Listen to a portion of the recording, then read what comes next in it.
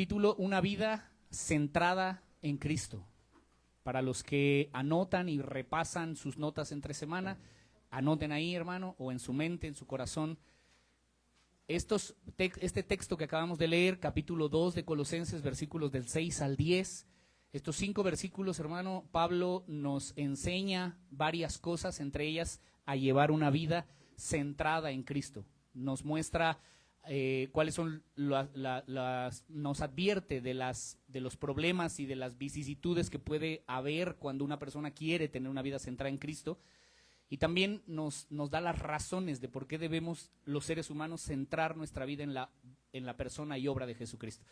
Hemos leído ya los versículos, y algo que nos ayuda un montón, hermano, y que yo le recomiendo que cada que usted lea alguna carta de Pablo, algo que nos da una perspectiva, y es algo que Pablo nunca olvidó, es recordar de dónde es que Pablo fue rescatado. Es recordar, cuando leemos sus cartas, recordar que el perseguidor más acérrimo, el perseguidor más fiero de la iglesia cristiana, de Cristo y de sus seguidores, fue Pablo. Pablo odiaba a Cristo. Durante 6 años que él escuchó hablar de la persona de Cristo y de sus enseñanzas y de sus seguidores y de su doctrina, Pablo odiaba a Cristo y a sus seguidores.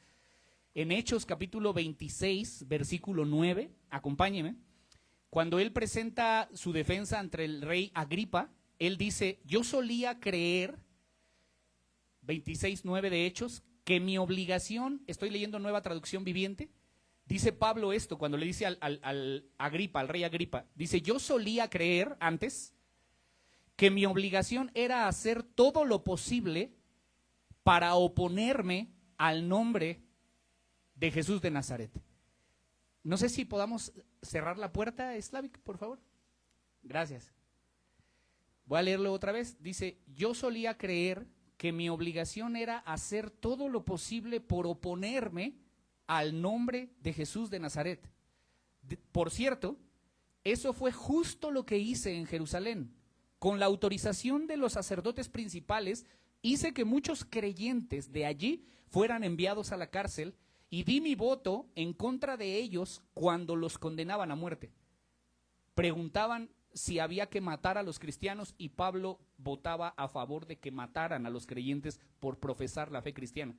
Versículo 11, muchas veces hice que los castigaran en las sinagogas para que maldijeran a Jesús.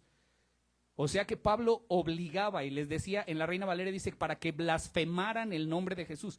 Pablo los hincaba y les decía: maldice a Jesús o te matamos.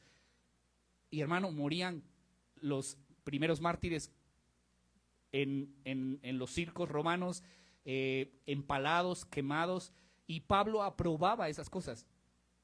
Y dice en el versículo 11, muchas veces hice que los castigaran en las sinagogas para que maldijeran a Jesús. Estaba tan violentamente en contra de ellos que los perseguí hasta en ciudades extranjeras. O sea, no solamente en donde él tenía jurisdicción, sino que iba y pedía permiso a otras ciudades para poder traer los presos. Pablo era, hermano, el más grande perseguidor de la iglesia del primer siglo. Durante 6 años después de que Jesús murió y resucitó, Pablo odiaba a Jesús y odiaba su doctrina y a sus seguidores. Pero, hermano, increíblemente después encontramos a Pablo escribiendo una carta a los colosenses donde les expresa que ahora él está preso por causa del evangelio, como vimos hace 8 días, y ahora él suplica hasta la agonía por aquellos hermanos que él aprobaba matar. Hermano, es increíble ver cómo la vida de Pablo fue llevada de un extremo a otro. Dice un pastor, parece que Cristo vino a poner de cabeza la vida de Pablo, aunque no es precisamente, hermano, ponerlo de cabeza. Es que la vida de Pablo antes, como la tuya y la mía, antes de Cristo, estaba de cabeza. Odiábamos lo que debíamos amar y huíamos de lo que debíamos amar, y amábamos y abrazábamos lo que debíamos aborrecer.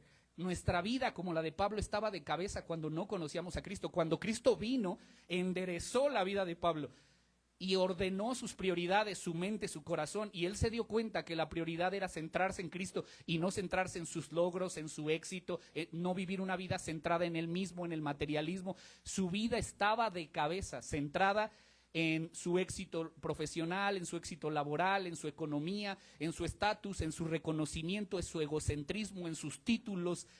Hermano, mire, acompáñeme a Filipenses. Mire cómo fue transformada la vida de un acérrimo perseguidor de la iglesia a un fiel apóstol y seguidor de Jesucristo. Filipenses capítulo 3, versículo 15.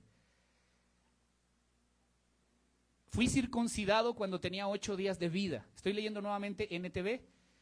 Dice Pablo, yo fui circuncidado, estoy en 3:5, ¿sí? De Filipenses. Yo fui circuncidado cuando tenía 8 días de vida. Es decir, yo empecé a guardar la ley desde que tenía 8 días de haber nacido. Soy un ciudadano de Israel de pura cepa. O sea, yo no estoy mezcladito, yo soy de sangre pura cepa. Y fui miembro de una tribu importante, de Benjamín. Un verdadero, no cualquiera, un verdadero hebreo como no ha habido otro en su generación, dice Pablo. Fui miembro de la secta más selecta de ese tiempo, que eran los fariseos, quienes exigen la obediencia más estricta de la ley judía. Era tan fanático que perseguía con crueldad a la iglesia, y en cuanto a la justicia, la que él creía que era su justicia, él obedecía a la ley al pie de la letra. Eso es lo que él creía, y en eso basaba su honor, su justicia, y él decía, es que yo me merezco el cielo porque yo vivo de esta manera en la que soy el más cumplidor fiel, el más fiel cumplidor de la ley de los judíos. Antes, versículo 7, creía que esas cosas eran valiosas. O sea, su éxito, donde él basaba su seguridad, la base de su salvación. Dice, yo creía que esas cosas eran valiosas, pero ahora considero que no tienen ningún valor debido a lo que Cristo ha hecho.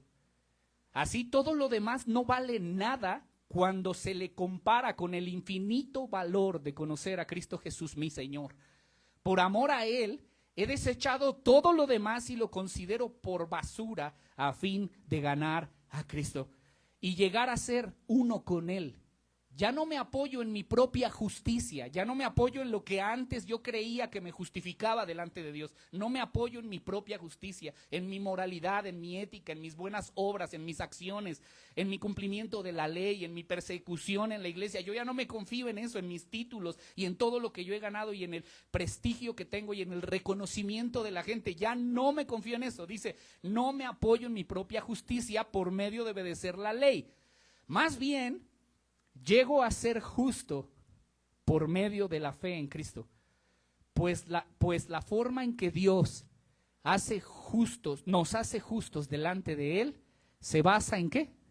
Se basa en la fe. Entonces Pablo logra entender, hermano, que todo lo que para él era su seguridad y creía que sí iba al cielo por todo lo que él hacía, lo tiene por basura, porque ahora ha entendido que estaba amando lo que no tenía valor y estaba desechando lo que tenía todo el valor de la vida humana.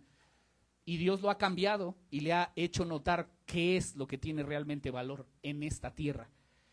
Eso, hermano, es lo que ocurre en la vida de todo hombre y de toda mujer que ha sido salvado por la gracia de Dios. Eso es lo que ha ocurrido en tu vida y es lo que ha ocurrido en mi vida.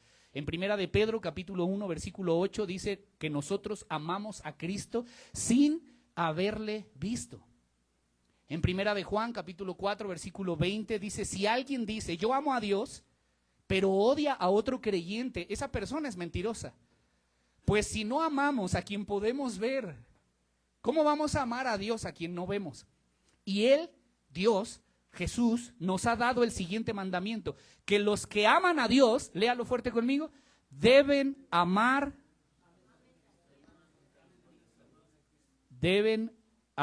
también a sus hermanos en Cristo. Yo estoy leyendo NTV, por eso tenemos otra versión. Hermano, Pablo amaba a Cristo después de haberlo aborrecido y de haber aborrecido a sus seguidores.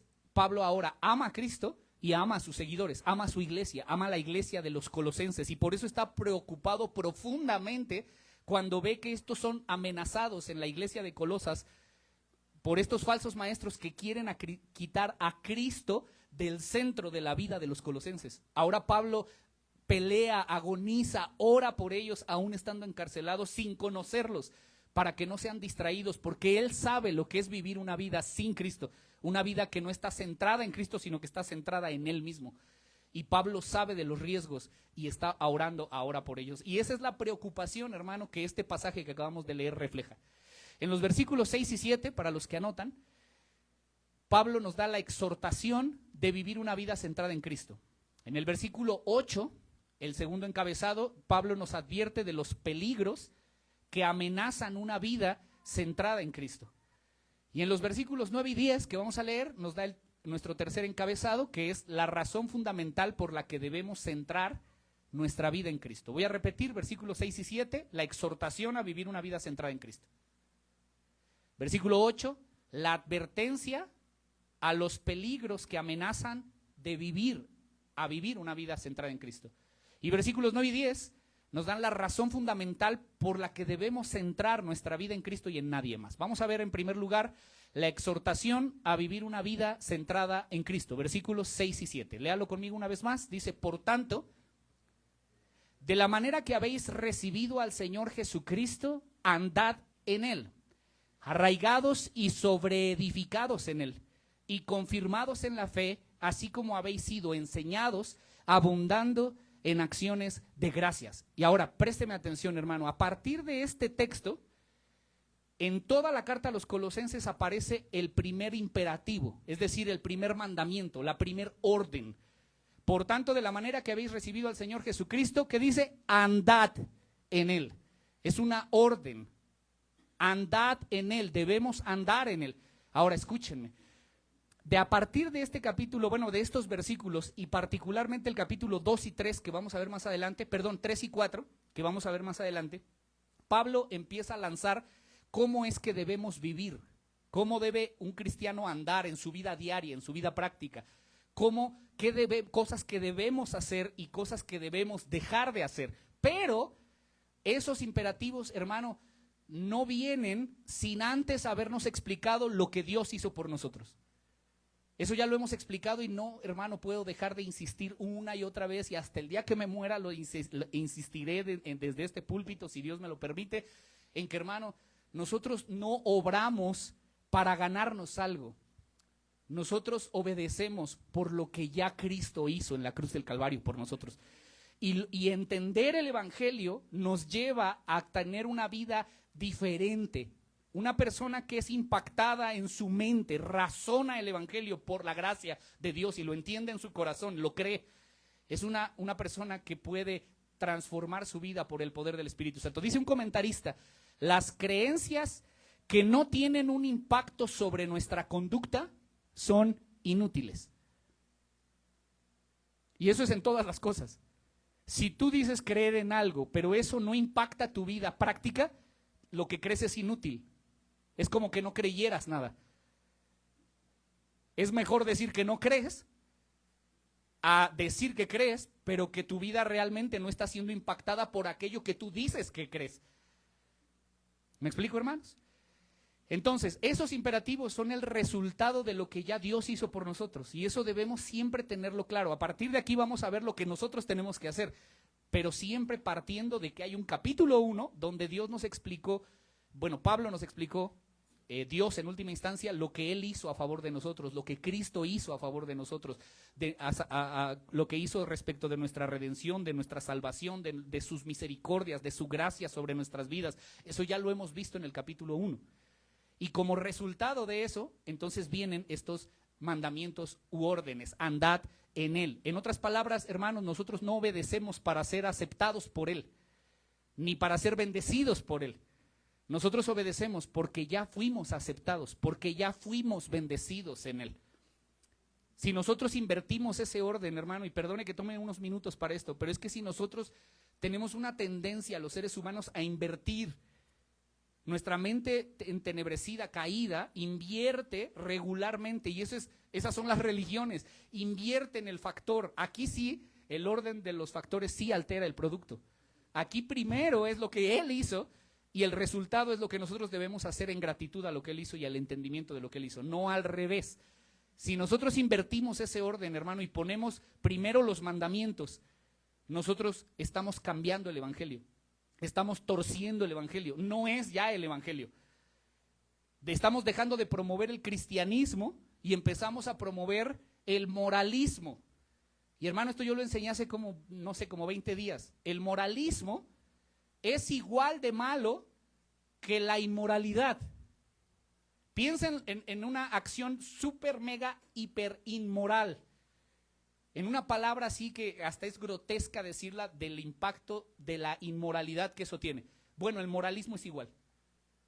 El moralismo pone como base de su aceptación y salvación sus obras, su conducta, sus propias, su propia ética, y no a Cristo. Y hermano, eso es tan aberrante y tan contrario al evangelio como la inmoralidad. ¿Me estoy dando a entender? De ahí, hermano, entendemos el énfasis de Pablo de centrar en toda esta sección, de centrar nuestras vidas en Cristo y no en nosotros, ni en nuestra moralidad, ni cómo vamos mejorando en nuestra vida cristiana. Hermano, es que nuestra vida tiene que estar centrada en Él. Y hermano, este es un énfasis que Pablo hace no solo en los versículos que leímos, sino en toda la carta. Miren una vez más, vamos a leer los mismos versículos. Colosenses capítulo 2, versículo 6, dice: por tanto, de la manera que habéis recibido al Señor Jesucristo, andad, ¿en quién? En Él. Arraigados y sobreedificados, ¿en quién?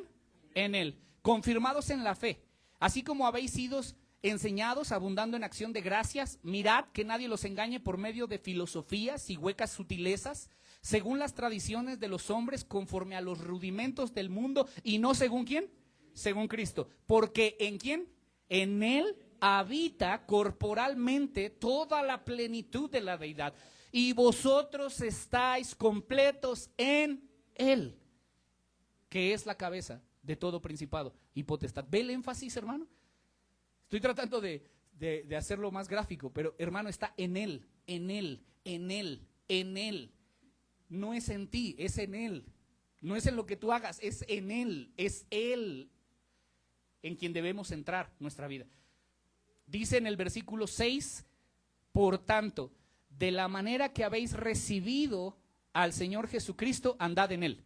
Ahora, vamos a empezar a desglosar estos primeros versículos. ¿Por qué debemos centrar nuestra vida en Cristo? Muchas personas, hermano, quieren tener a Cristo como Salvador, pero no como Señor. ¿Sí me explico? Hermanos, las personas regularmente que van a una iglesia, cuando tú les presentas el evangelio y les dices, es que tú estabas muerto en delitos y pecados y alguien vino y tu sentencia se la dieron a él y él vino a salvarte y a perdonarte, la gente dice amén. ¿Quién no quiere un boleto gratis, hermano, al cielo? De decir, y no tengo que hacer nada. No, solo tienes que creer, arrepentirte de tus pecados y venir en arrepentimiento y fe. Él pagó el precio en la cruz. La gente que grita, hermano, solamente un tonto, hermano, no aceptaría a Jesús, y hay gente que no lo hace. Bueno, pero tú y yo gritamos, hermano, y levantamos nuestra mano y dijimos amén. ¿Quién en sus 5 sentidos no va a aceptar una propuesta y una oferta así?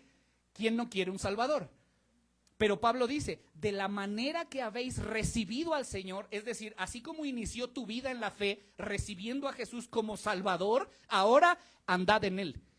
Y el andad en Él es que Jesús sea tu Señor. ¿Me explico, hermano? Y ahí sí viene el problema. La gente quiere a un Salvador, pero no quiere someter su vida a un Señor. Y hermano, ¿sabe cuál es el énfasis del Nuevo Testamento?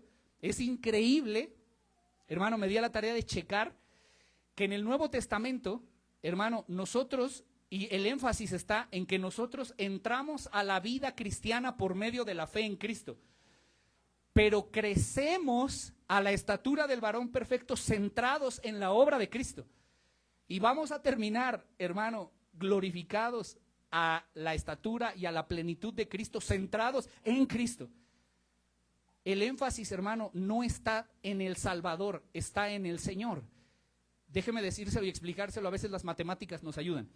La palabra Salvador, en el libro de los Hechos, que son 60 años de la iglesia primitiva, de la primera iglesia, de los primeros seguidores de Jesús, ¿cuántas veces cree usted que aparece en el libro de los Hechos la palabra Salvador?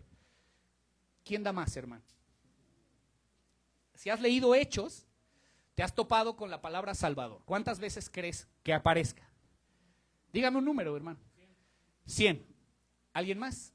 Vamos a ver, 3 personas. ¿Quién ha leído Hechos y me dice, yo recuerdo que hay tantas veces Salvador en Hechos de los Apóstoles? ¿Cuántas? 80. 100, 80. ¿Alguien más? Aparece 2 veces. 2 veces en todo el libro. Pero ahora pregunta, ¿cuántas veces aparece la palabra Señor? Aparece 105 veces. O sea, hermano, el énfasis, lo que esto significa, es que el énfasis de la vida cristiana en sus primeros años es tan clara como el agua. Jesucristo es el Señor y nadie puede ser salvo a menos que se someta a la voluntad de su señorío. Por eso, hermano, no te dejes engañar. No se trata de que un día sentiste bonito y levantaste tu mano y pasaste al frente y dijiste, yo acepto a Jesús como Señor y Salvador, y hiciste una oracioncita. No, hermano, si tu vida no está caminando cada día más en someterte a la voluntad de ese Señor al que dice seguir, probablemente no eres todavía salvo.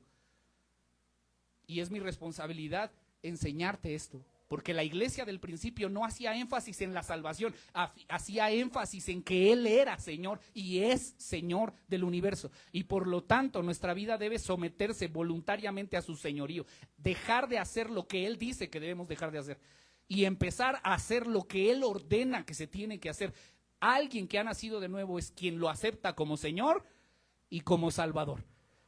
Él es su Rey, no es solo su sacerdote, es su Rey. No es solo quien murió por ti, es que Él es el que gobierna tu vida y está sentado en el trono de tu corazón. Una persona que ha entendido eso, como los creyentes del primer siglo, hermano, daban su vida por su Señor, porque su Señor había dado su vida por ellos. Por tanto, vamos a leer nuevamente el versículo 6, por tanto, de la manera que habéis recibido al Señor Jesucristo como Salvador, andad en Él como Señor. Habéis recibido, hermano, cuando la palabra o el verbo que se ocupa en griego para referirse o traducirse habéis recibido, es una acción que se hace una sola vez y para siempre. O sea, cuando tus ojos son abiertos y recibes a Jesús como Señor y como Salvador, hermano, es una vez y para siempre. Pero cuando dice andad en Él, es un verbo o una acción continua.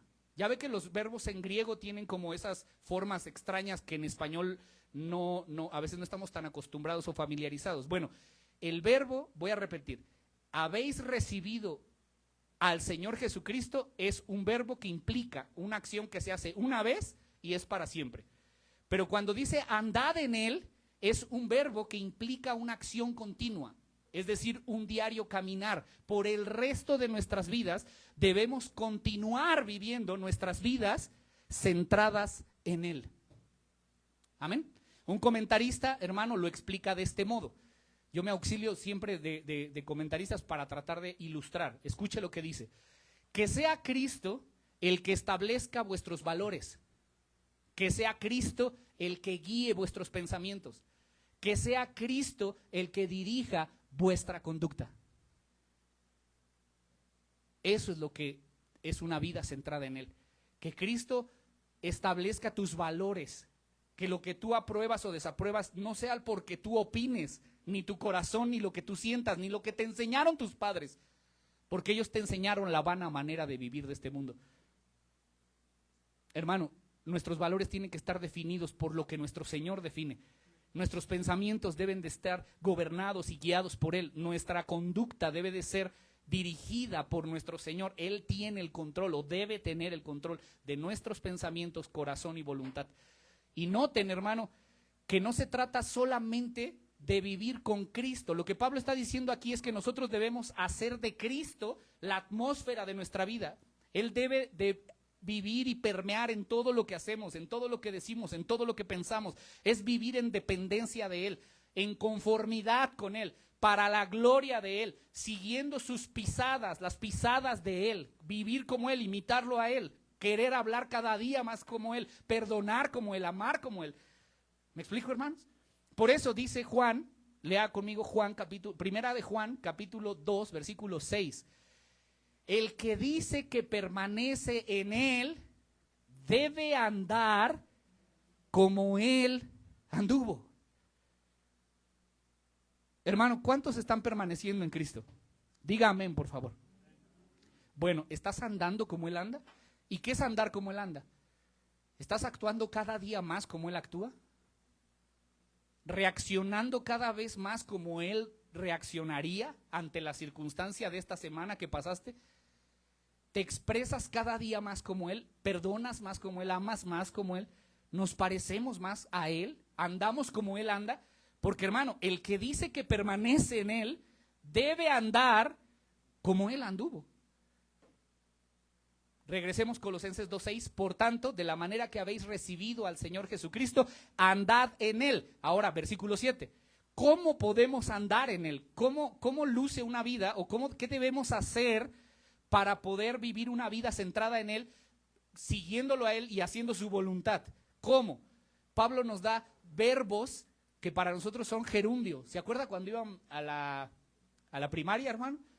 ¿Cómo termina el gerundio? En ando, yendo. Ok, entonces aquí dice arraigados, sobreedificados, confirmados, enseñados en acción de gracias. Entonces, arraigados, ¿cómo debemos hacerlo? ¿Cómo debemos recibir al Señor y cómo debemos andar en Él? ¿Cómo? Arraigados, arraigándonos en Él, arraigados y sobreedificados en Él, confirmados en la fe, así como habéis sido enseñados y abundando con acciones de gracia. Ahora, déjeme desarrollar rápida estas palabras.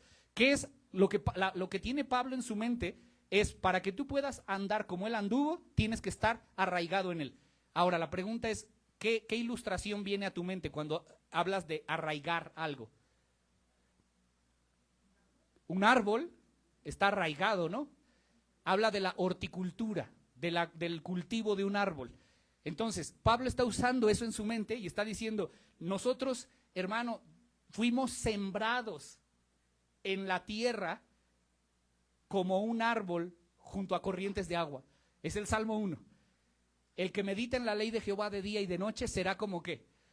Será enraizado, será arraigado junto a corrientes de agua. Y ese árbol dará su fruto en su tiempo y su hoja no caerá y todo lo que haga, ¿qué? Prosperará. ¿Por qué? Porque Dios nos puso en él. Hermano, nosotros éramos árboles desarraigados de él. Estábamos muertos, separados de él. Y lo que nos hacía falta era volver a donde queríamos, a donde nunca debimos haber salido. Somos árboles que estábamos separados de la tierra. Nuestro nutriente está en él.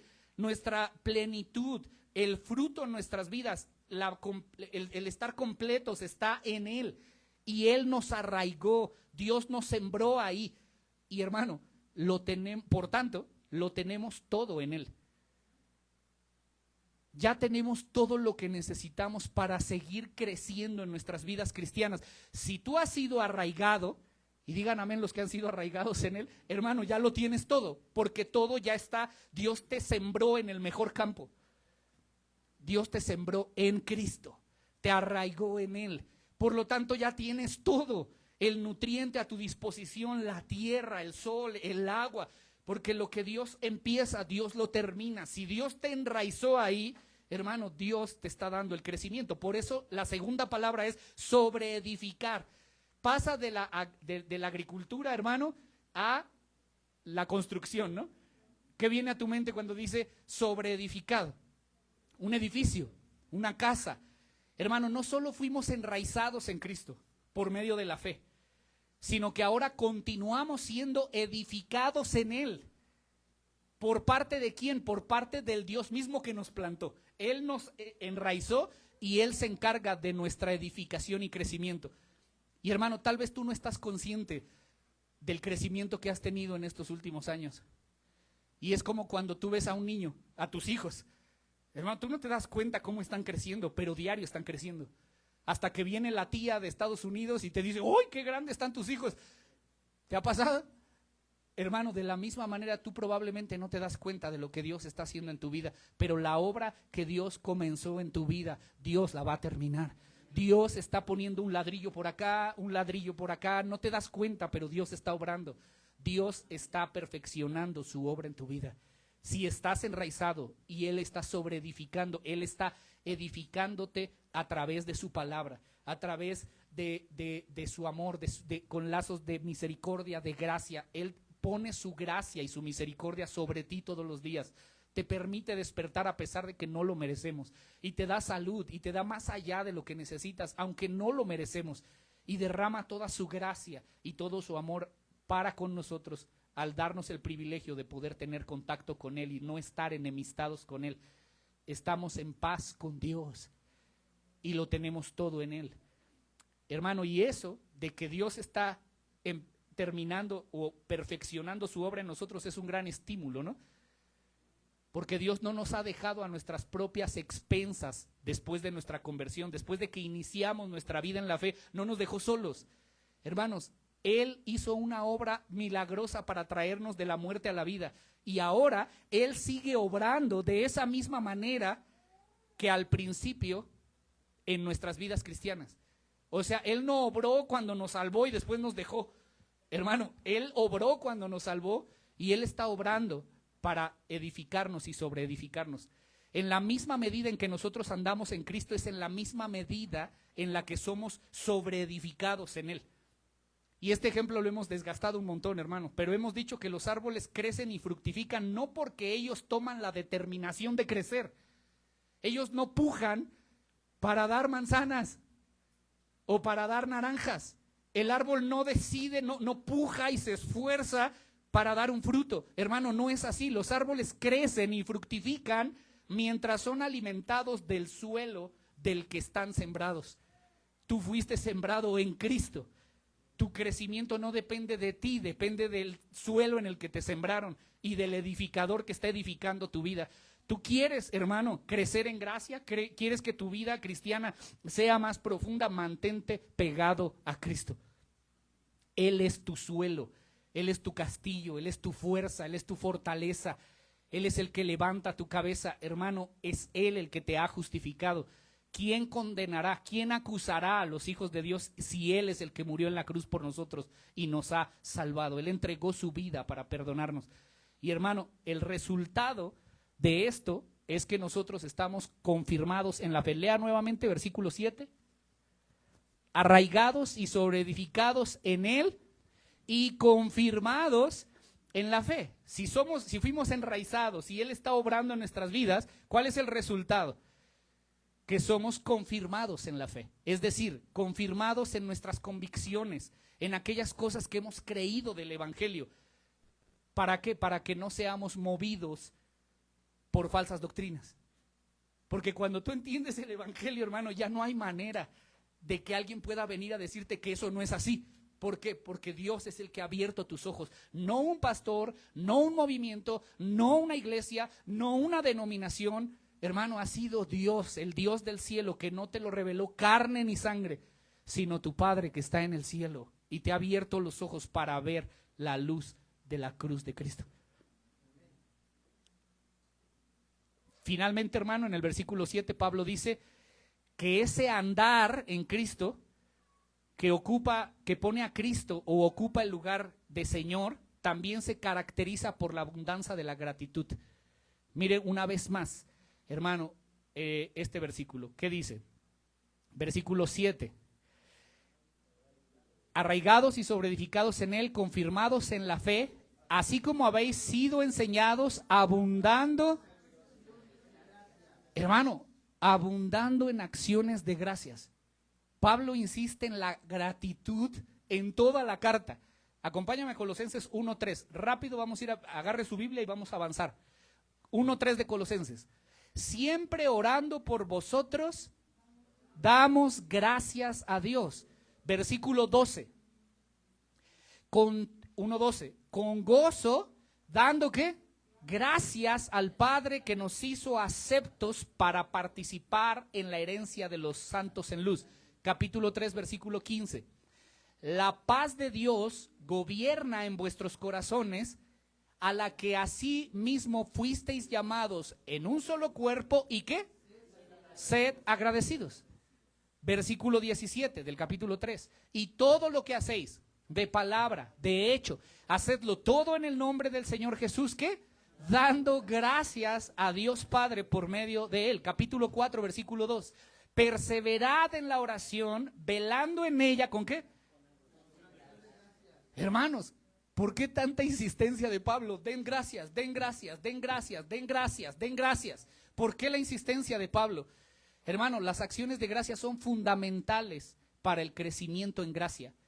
David Garland, un comentarista, dice, présteme atención, de igual modo que las lustrosas hojas verdes son señal de salud en una planta, la acción de gracias abundante es la infalible marca de una vida espiritual saludable.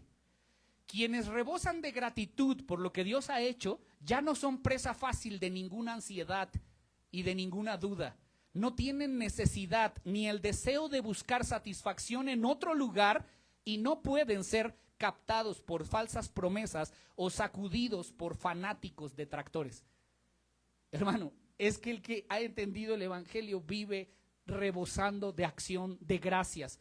Y hermano, el que tiene el evangelio ya no es presa ni de la ansiedad, ni de la duda, ni del temor, ni de la depresión, ni del temor hacia el futuro. Hermano, el que vive entendiendo el evangelio está completo en Cristo y comprende que ya no hay cabida para ninguna duda, ningún temor, ninguna angustia, porque estamos en paz con Dios. Y si estamos en paz con Él, hermano, ¿quién podrá separarnos del amor de Dios? Dice, que te persigan, que haya peligro en tu vida, que haya persecución, que vengan ángeles, que salgan de los infiernos potestades, lo profundo, lo alto, lo presente, lo porvenir, el futuro, si va a haber cambio de partido político en la presidencia, el gobierno. Hermano, ¿qué podrá separarte del amor de Dios que es en Cristo Jesús? Nada podrá separarte del amor de Dios que es en Cristo Jesús. El que entiende el amor de Dios y entiende la obra del evangelio abunda en acción de gracias, y la acción de gracia echa fuera la ansiedad y la duda. La pregunta esta mañana para ti, aplícalo a tu vida. ¿Cómo estás en tus acciones de gracias? Constantemente, hermano, en tu día a día, ¿te detienes haciendo o pensando, meditando en darle gracias al Señor por la obra de gracia que Él ha hecho en tu vida? ¿Estás en tus actividades y paras y le das gracias a Dios de que eres salvo? De que estabas condenado a ir al infierno, pero que ahora tienes salvación, y una salvación tan grande por el puro afecto de su voluntad, que no eras merecedor de nada, pero Él te lo ha dado todo en Cristo. ¿Paras en tu día a día para darle gracias por eso al Señor? ¿Cómo estás en tus acciones de gracias, hermano? Pablo no está diciendo simplemente den gracias, él está diciendo abunden en acciones de gracias. O por el contrario, vives quejándote todo el tiempo. Hermano, y no quiero sonar insensible, yo no sé qué situación puedas estar pasando, pero hermano, algo yo te aseguro si tú eres creyente, tú tienes 1,000,001 más de razones por las cuales darle gracias a Dios todos los días de tu vida, si eres creyente. Ahora, la verdad, hermano, es que no es tan sencillo como parece. La verdad es que decirlo desde este púlpito es fácil, hermano. Pero ya llevarlo a la vida práctica, en el día a día, hermano, es una de las cosas más difíciles para los cristianos, vivir en la práctica una vida centrada en Cristo. Porque, hermano, no solamente tenemos que luchar contra el pecado remanente que mora en nosotros y que trata constantemente de movernos hacia la autosuficiencia. No solamente debemos pelear en contra de nosotros mismos y de nuestra carne, que nos lleva a buscar felicidad y contentamiento en un montón de cosas que no es en Cristo. No solo luchamos contra eso, hermano, sino que tenemos también un enemigo que la Biblia señala y se llama Satanás. O sea, no solo peleas con tu carne, peleas con el mundo y peleas con Satanás. No es fácil vivir una vida centrada en él, no es sencillo, hermano. Pero por eso Pablo nos da una advertencia, y eso nos lleva a nuestro encabezado número 2. La advertencia de los peligros que amenazan de vivir una vida centrada en Cristo.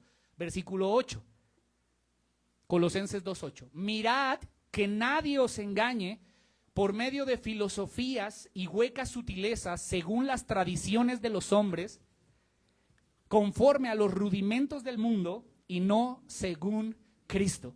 Mirad que nadie os engañe. La palabra engañe, hermano, es una palabra muy profunda en el griego. La palabra es secuestrar, capturar, tomar como presa o botín de guerra a alguien. Los falsos maestros de los que Pablo les está advirtiendo son depredadores. Capturan a sus víctimas para hacerles daño con sus ideas y con sus ideas torcidas acerca del evangelio, para centrarlos en ellos y no en Cristo, para que sean seguidores de ellos y no seguidores de Cristo, para obtener ellos un beneficio y no tú un beneficio de centrar tu vida en Cristo. Hermanos, son depredadores los falsos maestros. Y por eso Pablo les dice, miren que nadie los secuestre, que nadie los capture en sus pensamientos. ¿Por medio de qué? De filosofías y huecas sutilezas. Ahora, la palabra filosofía, alguien, hermano, podrá decir, pastor, yo no tengo problema con eso, yo jamás ni me gusta la filosofía. Yo nunca he leído a Platón o a Aristóteles, a Sartre, a Marx, a Kant, a Nietzsche.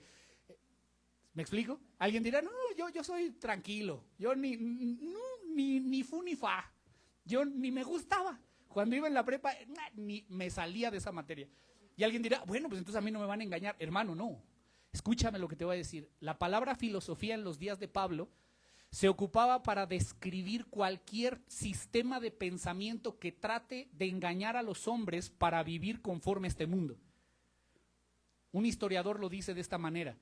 Todo lo relacionado con teorías acerca de Dios, del mundo y del significado de la vida humana era denominado en tiempos de Pablo filosofía.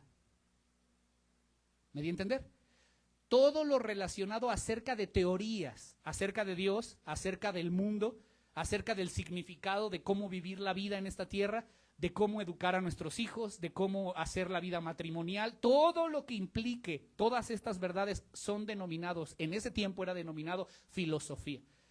O sea, en otras palabras, que cualquiera que pretenda enseñarte directa o indirectamente a través de, llámense medios de comunicación, televisión, periódico, internet, películas, cualquiera que pretenda enseñarnos o enseñarte cómo debes vivir tu vida y cómo debes manejar tus asuntos en esta vida y que sean contrarios a la mente de Cristo revelada en su palabra, es la filosofía de la que Pablo advierte. Cuando tú escuchas opiniones humanas, hermano, acerca de cómo criar a tus hijos, y escuchas más lo que dice el mundo que lo que dice Dios, hermano, te estás llevando o dejando llevar por filosofías y huecas sutilezas. Si tú escuchas cómo debe funcionar tu matrimonio según los expertos y los psicólogos y no cómo dice Dios en su palabra, te estás dejando influenciar por filosofías y huecas sutilezas. Si tú llevas tus finanzas como dicen los altos empresarios y no como Dios ordena en su palabra, estás siendo presa de la filosofía. Son filosofías y huecas sutilezas, ¿según qué? Las tradiciones de los hombres. Y hermano, es que en Cristo están escondidos todos los tesoros de la sabiduría y del conocimiento. Todo lo que es contrario a lo que Cristo dice está mal. Así de simple. Y déjame decirte algo, hermano, yo no tengo nada en contra de la filosofía. Hermano, de hecho, la filosofía, Pablo no está condenando la filosofía como la conocemos ahora. O sea, la filosofía nos enseña las reglas de la lógica, nos enseña a argumentar bien, argumentar eficazmente. En derecho nosotros llevamos filosofía. Hermano, no es mala la filosofía. Sin embargo, hermano, cuando esas perspectivas de pensadores que no son cristianos y tratan de imponer una idea, son filosofías humanas, la vida no puede compararse siquiera esas teorías de Kant, de Hegel, de Nietzsche, de Marx. Hermano, todos sus sistemas de pensamiento no se pueden comparar con los tesoros de la sabiduría y del conocimiento que están depositados en Cristo. No, palidecen comparado con la filosofía, por decirlo de una manera, con la filosofía de vida del cristianismo y de lo que Jesús enseñó. ¿Cómo vamos a escuchar la voz de un humano falible y vamos a dejar de escuchar la voz de Dios y lo que Dios ordena en su palabra? ¿Cómo vamos a hacer eso? Sería muy torpe de nuestra parte, hermano. Si tenemos todo en Cristo y en su palabra, tratar de llevar nuestra vida dirigida por lo que otro sistema de pensamiento dice y no lo que Cristo enseña. Es tonto, hermano, soltar la revelación de Dios de toda sabiduría para compararlo o comprar opiniones humanas limitadas y falibles. Versículo 8 otra vez. Mirad que nadie os engañe por medio de filosofías y huescas sutilezas según las tradiciones de los hombres, conforme a los rudimentos del mundo y no según Cristo. ¿Cuáles son los rudimentos del mundo? Algunos opinan, hermano, hay como opiniones divididas a lo largo de la historia, pero opinan que se refiere a la corriente de este mundo. La Biblia dice en Efesios capítulo 2 que hay una corriente de este mundo, una corriente de pensamiento filosófica que está gobernada ¿por quién? Por el príncipe de la potestad del aire. Y eso parece que tiene sentido porque luego Pablo va a decir en el versículo 10, y vosotros estáis completos en Cristo, que es la cabeza de todo principado y potestad. O sea, que Pablo está diciendo que Jesús está por encima de todo principado, potestad, demonio o pensamiento que esté influenciado por ángeles o demonios. Porque definitivamente detrás de cada una de estas cosas que te alejan de Cristo está Satanás. ¿Sí, hermano? Pongo un ejemplo. Cuando usted lee Caín y Abel, Caín, hermano, se levanta y mata a su hermano. Y uno ve y dice, ay, qué malo era el Caín. Pero ¿quién estaba detrás de Caín? ¿Y qué le puso en su mente? Un sistema de pensamiento diferente al evangelio. ¿Qué creía Abel? Dice que él presentó un sacrificio que lo declaró justo delante de Dios. ¿Qué creía Abel? Su sistema de pensamiento estaba centrado en el Cordero de Dios que vendría a quitar su pecado. Reconocía su pecado y su necesidad de un Salvador al sacrificar a un Cordero. Pero ¿qué creía Abel? ¿Qué creía Caín? Que no era necesario el plan de Dios, que era necesario su esfuerzo. Y se puso a cultivar la tierra y a sudar con gota gorda el cosechar una cosecha increíble para presentarla a Dios y decirle, tú tienes que aceptar lo que yo te ofrezco. Y Dios le dijo, no. Ese sistema de pensamiento es contrario. Pero ¿quién estaba detrás? Estaba Satanás. Dice la Biblia que Caín regresó o era del enemigo. ¿Me explico, hermanos? Siempre detrás de un sistema de filosofía y de pensamiento que nos aparta de centrar nuestra vida en Cristo y todas nuestras relaciones matrimoniales con nuestros hijos, laborales, fuera de lo que la Biblia establece, son rudimentos del mundo, son filosofías y huecas sutilezas. Más adelante vamos a ver cómo los falsos maestros decían tener contacto con ángeles y decían que eran iluminados por los ángeles, y justo eso es posible, hermano. ¿De dónde vienen los mormones?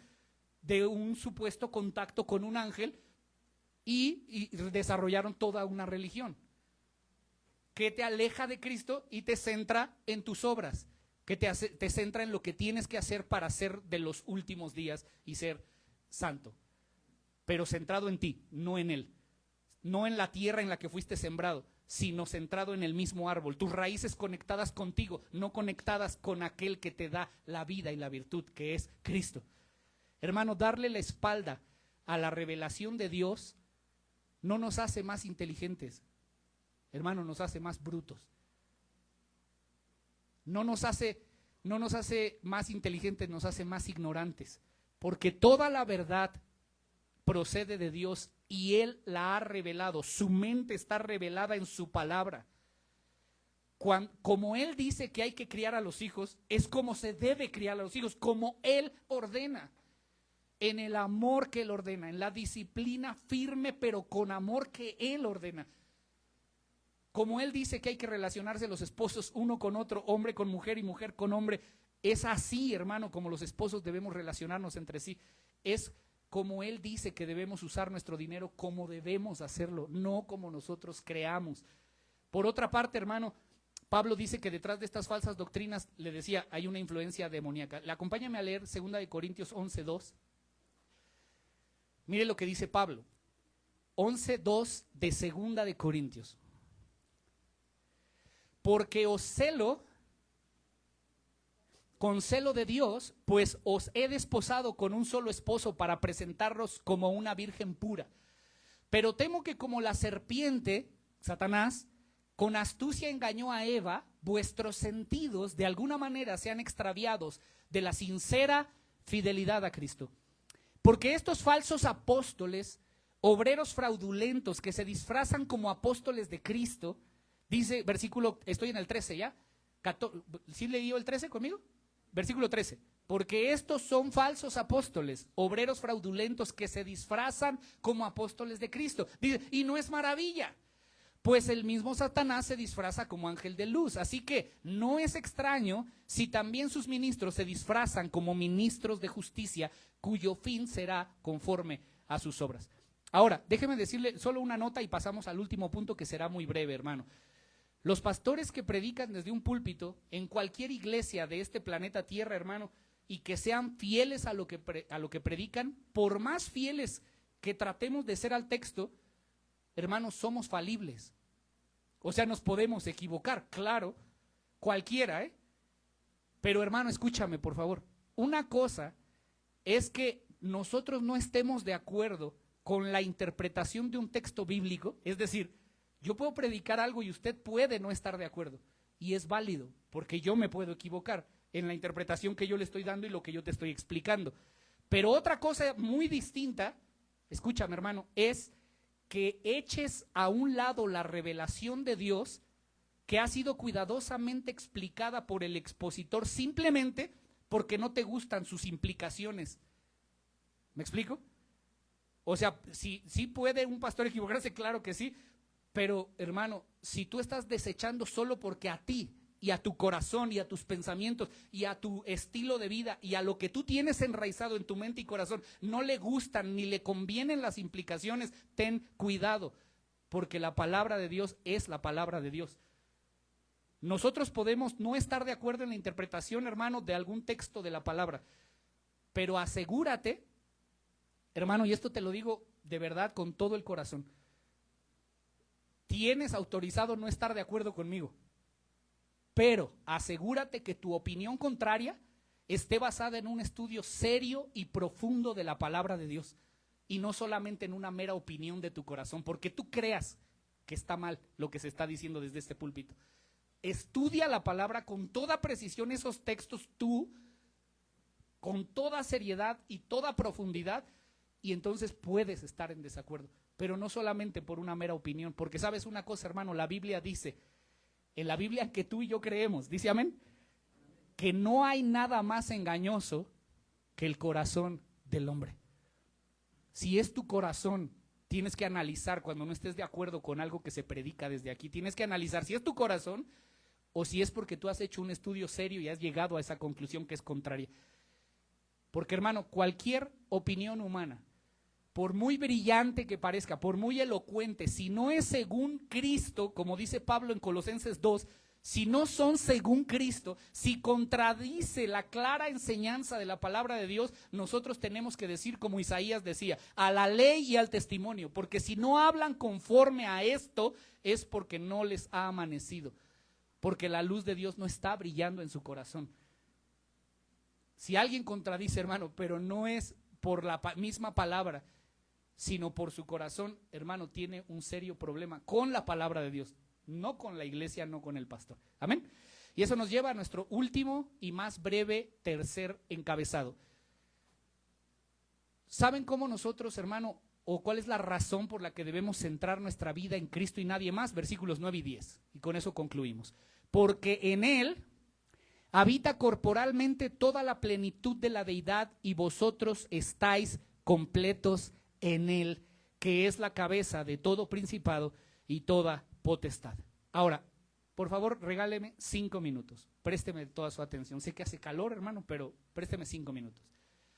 Cristo asumió en su encarnación una naturaleza humana idéntica a la tuya y a la mía, en todo, excepto que Él no pecó. Pero su deidad, es decir, Él no dejó de ser Dios, su deidad no fue disminuida en ningún sentido. Él es verdadero hombre y verdadero Dios, 100% Dios, 100% hombre. Ahora, si ese Cristo no es otro que Dios, el Creador encarnado, y nosotros hemos sido injertados en Él, pregunta, ¿qué puede faltarnos todavía si Él es Dios encarnado y estamos injertados en Él? ¿Qué podría faltarnos? ¿Qué puede faltarte? Hermano, es que nosotros estamos completos en Él. ¿Sabe cómo lo explica MacArthur? Déjeme ver si me acuerdo. Pero MacArthur dice, es que nosotros no somos renacuajos. Es decir, no nacemos como un... ¿Ha visto los renacuajos, hermanos? Son unas bolitas con una cola, ¿no? ¿Sí los ha visto? Y entonces empiezan a crecer y de repente ¡pac!, le sale una patita, y de repente le sale otra pata, y de repente le sale otra pata. O sea, no nacen completos, nacen siendo, hermano, una bola con cola. Y luego se les cae la cola y luego ya les sale un ojo y conforme van creciendo van desarrollando. Dice MacArthur, nosotros no nacemos, no somos renacuajos. Hermano, nosotros somos seres humanos. Cuando el ser humano nace, nace completo. No nace y le falta una mano, no nace y le falta una pierna. Y conforme va creciendo, no va desarrollando nuevas manos. ¿Sí me explico? Ya nace completo. Sí tiene que madurar, pero nace completo. Hermano, el creyente nace espiritualmente completo en Cristo. No te hace falta nada porque no eres un renacuajo. Eres, hermano, un hijo de Dios completo. Naciste en el momento que creíste y que Dios abrió tus ojos. Fuiste completo, completo en Él. Claro, si te falta de ser niño a ser adolescente y a ser joven y a crecer, pero estás completo en Él. ¿Me explico, hermanos? Todo lo relacionado, escúchame, con nuestra salvación, con nuestra santificación, con nuestro crecimiento y madurez espiritual, todo lo tenemos en Él. En Él estamos completos. Y es que, hermano, es bien triste. Yo he sabido de gente que vive anhelando una vida espiritual más profunda y más plena porque le enseñaron un apóstol que necesitaba una experiencia aparte de su salvación, una experiencia con el Espíritu Santo y hablar en lenguas para entonces poder estar pleno y completo. Es triste ver gente que lleva 10, 15, 20 años y está buscando una experiencia mística para poder estar completo en Cristo por una falsa enseñanza. Hermano, en el momento en que tú creíste, fuiste bautizado y se te dio el Espíritu Santo. Dice Corintios, 1 Corintios 12:12, acompáñeme, porque así como el cuerpo es uno y tiene muchos miembros, pero todos los miembros del cuerpo, siendo muchos, son un solo cuerpo completo, así también Cristo, por un solo Espíritu, léalo conmigo, fuimos todos bautizados, ¿en qué? En un cuerpo. ¿Cuándo recibiste el Espíritu Santo y la llenura del Espíritu Santo? ¿Cuándo? Cuando naciste de nuevo, cuando creíste en Jesús, fuiste bautizado, unido a Cristo por medio de su Espíritu. En el momento mismo de tu conversión, fuiste completamente lleno del Espíritu Santo.